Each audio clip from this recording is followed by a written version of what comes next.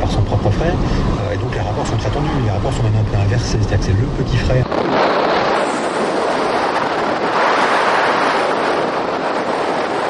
Complexe sportif.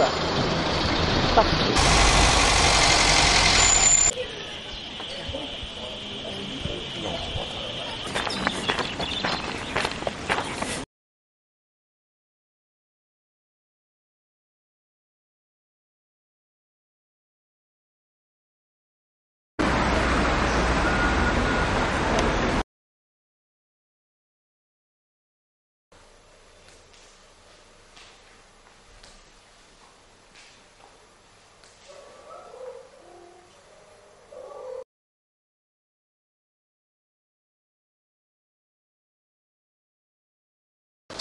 Ce tableau, c'est carreau manquant. Petite note japonaise un petit peu dans la signification et dans l'écriture. Mais pourquoi carreau manquant? C'est une vision qu'on peut avoir quand on est dans une maison, la nuit, avec une fenêtre, un carreau cassé. Donc on arrive dans une surface, là, dans le trou noir, la profondeur du noir. Et c'est par contre en opposition avec ces reflets de vieux carreaux, plus ou moins faits à la main.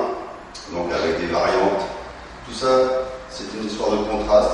Cette partie-là est complètement tendue pour avoir vraiment une profondeur. Celle-ci est plissée volontairement et avec un ajout de graphite pour donner quelque chose de plus argent, plus étoile,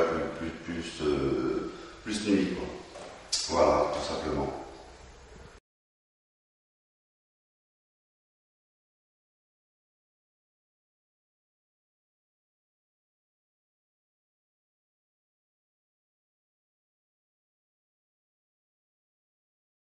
Alors on part toujours sur ce fameux papier noir, mais j'ai enlevé tous ces plis d'origine.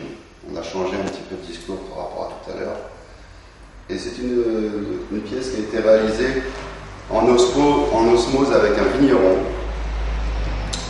dans le Vaucluse. Nous avons fait une installation dans les chais et j'ai voulu, osmose 50-50, le vigneron, moi, j'ai voulu illustrer ce qu'on pouvait ressentir quand on regardait des tonneaux. Quand on rentre dans un chai, on voit des tonneaux, on ne sait pas trop, que du bois, mais dedans il y a du liquide, il y a du vin. Donc j'ai fait ces trois pièces-là qui étaient exposées au-dessus des tonneaux pour illustrer tout ce qui était liquide horizontal, donc quelque chose de très fluide, de noir, parce que dans un contenant c'est noir. Et nous avions installé ça aussi avec des spots, avec des gélatines rouges, pour évoquer davantage le liquide, le vin, quoi. Donc cette pièce-là s'appelle Osmose.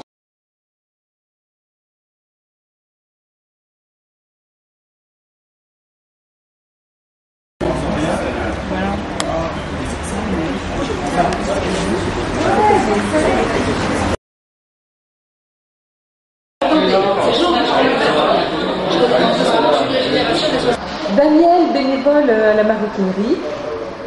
Et les gens, le fait que ça soit de l'art contemporain, c'est pas forcément très facile d'accès. Et ils éprouvent pas de problème face à ça ou Si, certains, bien sûr. Ah oui, et alors comment Oui, on ne comprend rien. Qu'est-ce que ça veut dire? C'est bizarre. Et puis on laisse les réactions se faire. Est-ce que des gens se sont mis des fois en colère en disant qu'est-ce que ça veut faire ici? Pas en colère,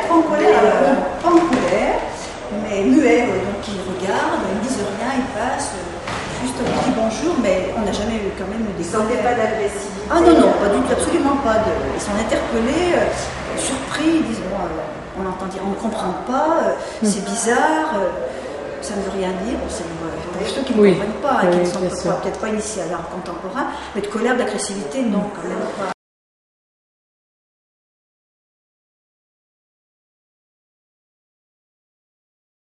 Sandra Batilla, coordinatrice culturelle d'art croisé en Haut-Bugey. Voilà, est-ce que tu peux nous parler un peu de la maroquinerie? Oui, tout à fait. Donc, la maroquinerie est née en juillet 2003 à l'initiative de l'association Art Croisé en Haut-Bugey.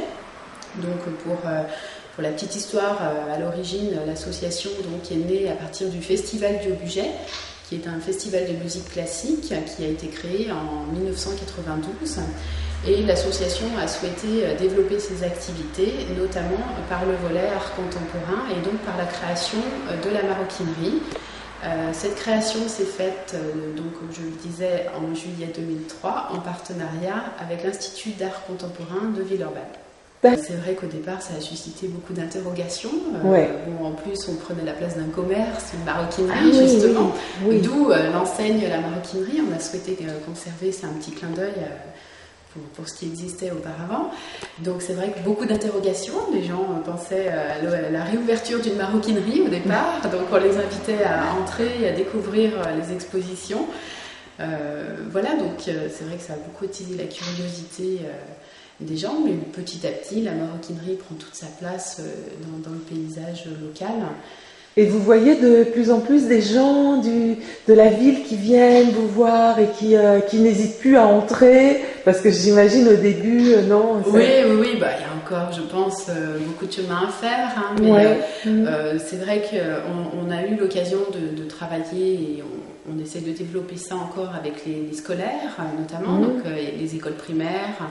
On a la chance à Nantua d'avoir plusieurs établissements, de la maternelle jusqu'au lycée. Donc c'est vrai que par le biais des enfants, du coup, c'est un petit peu plus facile. On avait organisé un concours de dessin et de peinture, ce qui nous a permis aussi d'amener les parents et de leur faire découvrir la maroquinerie. Heureusement qu'il y a une équipe effectivement de bénévoles. Qui s'occupe de la maroquinerie. Voilà, c'est cette équipe qui anime la maroquinerie, qui accueille le public. Donc tout à fait une équipe très très dynamique, très enthousiaste, qui assure vraiment une belle médiation. Et puis, le travail que vous faites à la maroquinerie, c'est un travail de longue haleine par rapport à la population et qu'elle soit de plus en plus familière avec l'art contemporain, si on peut dire, ou qu'elle semble peut-être plus concernée ou qu'elle ait moins peur de venir, non ? Oui, tout à fait. Non, mais on a bien conscience que ça s'inscrira de toute façon dans le temps et qu'il y a encore beaucoup de choses à faire. Là, justement, nous engageons une réflexion pour essayer de faire participer un peu plus la population à nos activités. Donc, on envisage notamment une résidence d'artistes. Où là on pourrait mettre en place vraiment des choses beaucoup plus concrètes et faire participer un petit peu plus la population, les jeunes, les moins jeunes.